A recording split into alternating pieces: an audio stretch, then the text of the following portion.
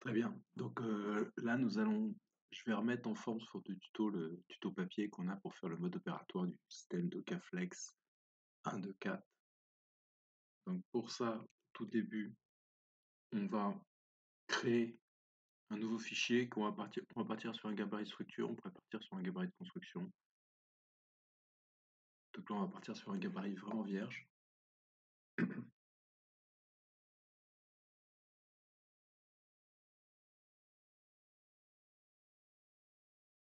Dès que le fichier est ouvert, la première chose à faire, c'est de l'enregistrer sous projet et de le mettre. Moi, je vais mettre sur le PC, où ce sera sur le réseau.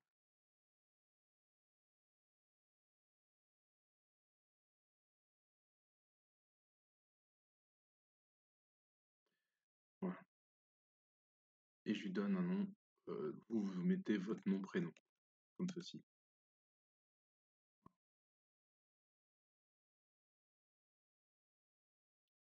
Dès que vous avez fait ça,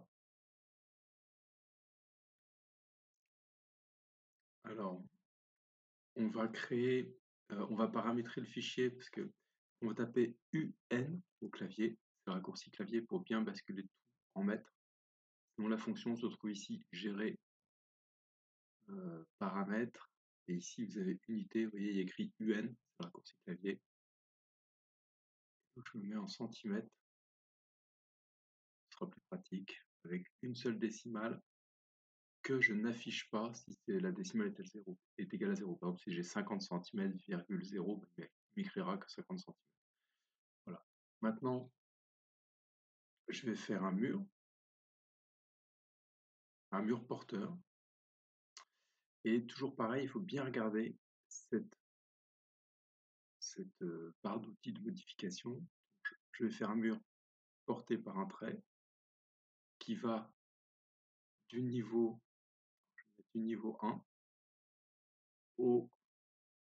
Alors, pardon, excusez-moi, je ne me suis pas mis dans le bon plan. Je vais mettre dans le plan de structure niveau 1. Et je vais faire un mur qui va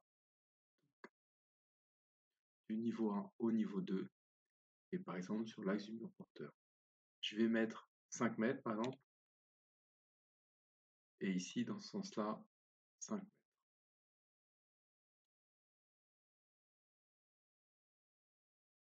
Ça me fait une pièce.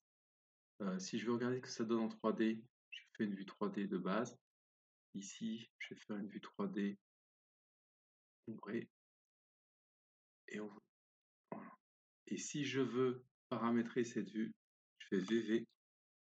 Dans annotation, je vais lui demander, je vais faire grille, quadrillage, pardon. Je vais pas afficher les quadrillages. On va voir si c'est bien cette fonction. C'est pas cela. Et c'est niveau. Voilà.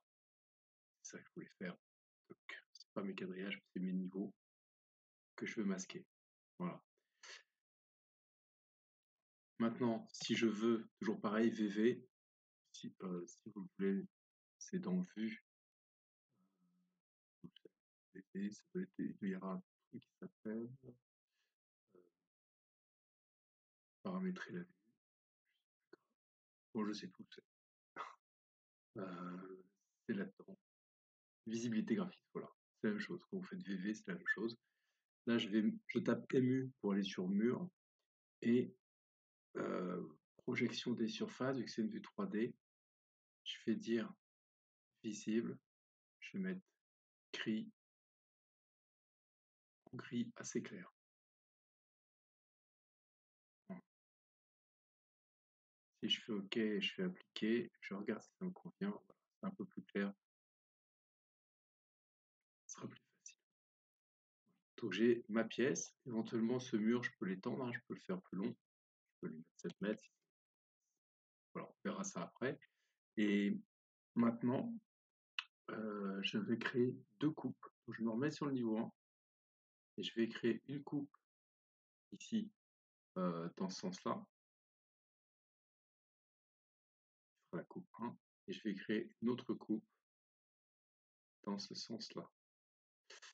Quand vous cliquez sur une coupe, vous avez vu, j'ai la profondeur de vue, c'est-à-dire si je vais vous montrer la vue ici, je vais vous montrer ce que ça donne. Voilà, si je clique ici, si je vais plus loin que le mur, c'est la profondeur de vue, on voit que le mur apparaît.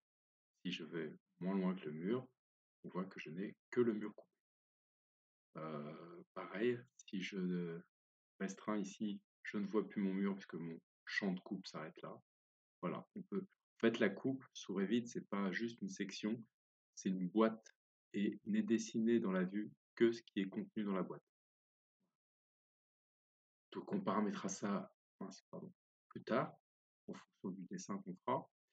Et là, l'idée, c'est qu'on a une vue 3D, des coupes qui se sont mis là, donc deux coupes, coupe longitudinale, coupe transversale, en élévation.